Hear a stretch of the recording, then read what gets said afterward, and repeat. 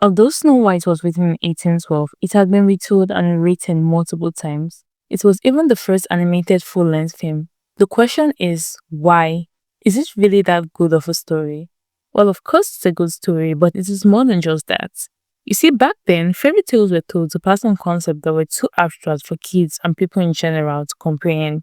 Snow White is an archetypical character, not just her, the prince, the evil queen, and even the dwarfs. It isn't necessarily about a damsel saved by the prince or the hierarchy of the patriarchy.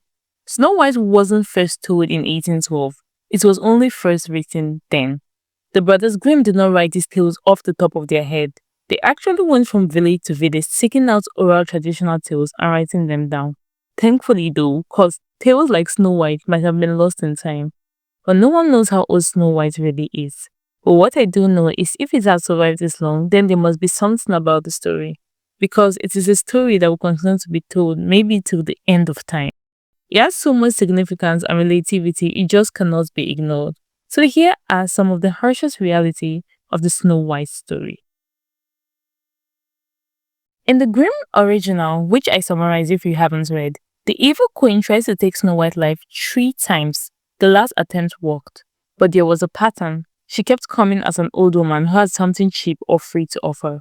It is actually the most laughable part of the story, and it's easy to say Snow White was a dumbass who couldn't decipher that if an old woman keeps offering you cheap products that almost cost you your life, you would not accept anything from another old woman through the window, let alone open the door for her to come in.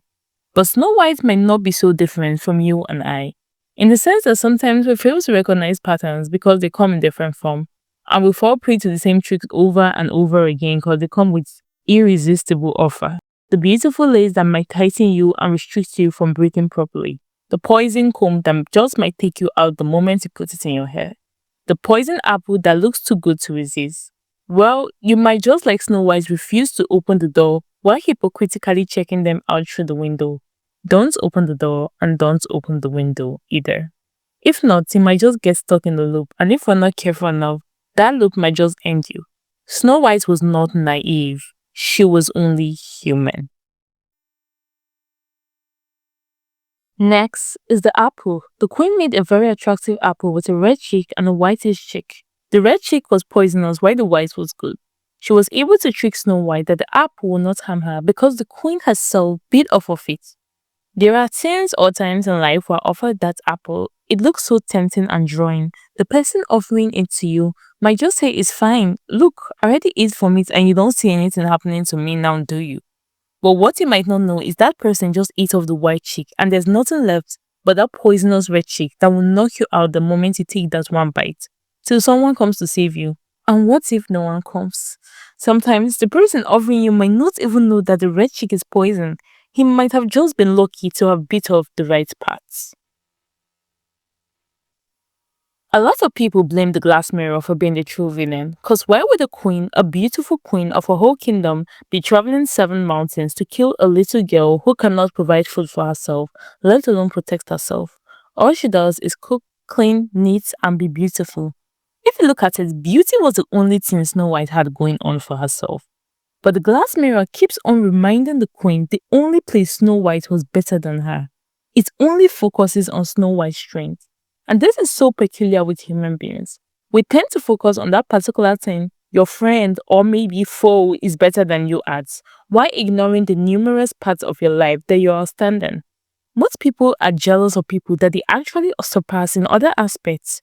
People are unique. They are not equal, they're unique. So instead of comparing yourself with your neighbor in that one aspect or part of your life you fall short in, why not shine the light on what you're actually good at and what you bring to you? I think it has already been established that the mirror is a big villain in the story. But let's not forget that the queen chose to keep that mirror and the mirror had never given her its opinion unprompted. She kept asking him for validation, asking him who is the fairest, who is the best, who is better than me.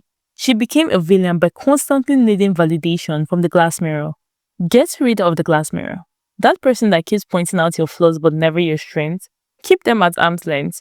I'm not saying not to be open to criticism, but when someone keeps pointing out people that are better than you and making you feel small, It will only be a matter of time before you are filled with negative emotion and you become the evil queen herself. And lastly, Snow White had no idea why her stepmother tried to kill her. To the end, they never really had that conversation. Snow White didn't do anything wrong. She didn't say anything wrong. Her stepmother just hated her for no damn reason. Snow White had no clue, and guess what? She didn't try to. Trying would have only gotten her killed. Let's face the facts, it definitely would have. When the evil queen comes for you, do not spend all your time trying to figure out why, cause it actually changes nothing. Some people will not just like you, no matter how hard you try. It's not your fault, it's their insecurities, it's the magic mirror. Sometimes these people have so much going on for themselves. They seem so much better than you, like the evil queen in comparison to Snow White. I mean, this woman knew her poison. Old magic was mostly just science. So she was kind of a scientist. I never really had Snow White got some gnarly talents, except perhaps knitting. But if Snow White had spent all her time figuring out why, that knowledge would have not done her much. If there's something I didn't cover, feel free to comment it down below. For now, this is what makes Snow White a classic. If you haven't, you can watch my summary of the Green Brothers original Snow White story.